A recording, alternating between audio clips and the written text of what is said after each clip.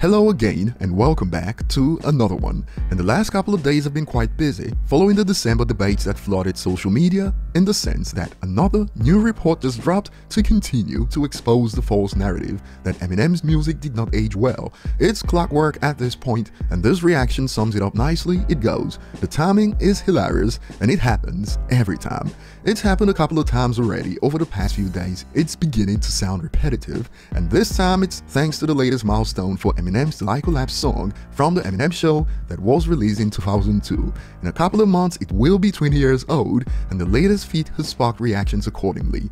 As looking back just a few days ago, even Complex chose to join in with the circus. More on this in a bit.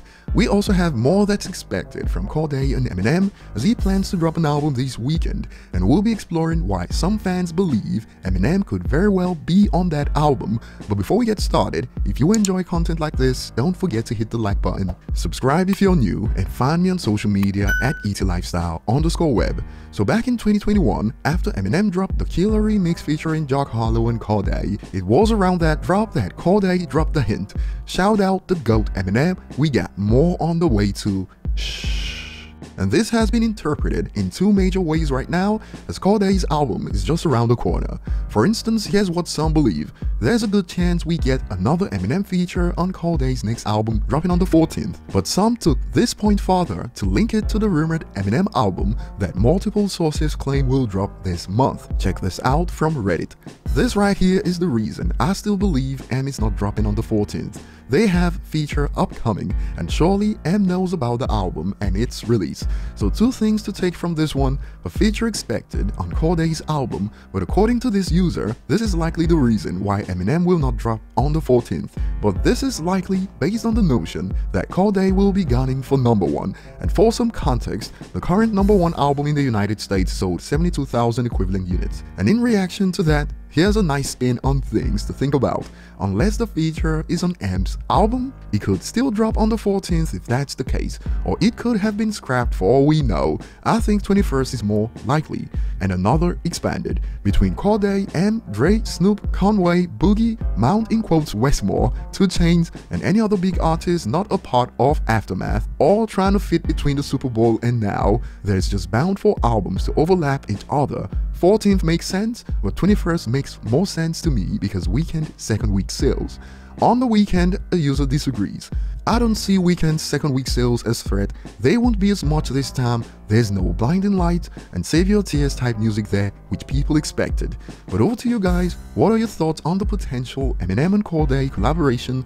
Save it for the comment section later. And moving on, just days after hip-hop media personalities and outlets try to sell the idea that Eminem's music aged badly, we've covered what's been a streak of records that Eminem's been setting since the debate, including the fact that the 2005 Curtain Call The Hits album was one of the best-selling albums of 2021 in major markets like the United States and United Kingdom. And remember, this was fueled by the versus debates based on hits. Like, how ironic is that? But more has dropped, as just a few hours ago this was reported. Eminem and Nate Dogg's Till I Collapse sold 1 million units in the United States in 2021, one of the year's best-selling non-singles. And once again, the so-called crazy stats continue to prove the contrary. It's the hip-hop media personalities and outlets that need to be branded crazy, as the data shows, and the fans wasted no time after this dropped. A non-single from 2002 sold 1 million in 2021, and somebody was just saying people only know his singles. Laughing my bum off. Here come the stats to prove y'all wrong like clockwork. And it was under this that a user expanded. The timing is hilarious and it happens every time. And this is probably the kind of take that user was referring to when someone shared this: people only know Eminem singles, all the rest of them songs are throwaways.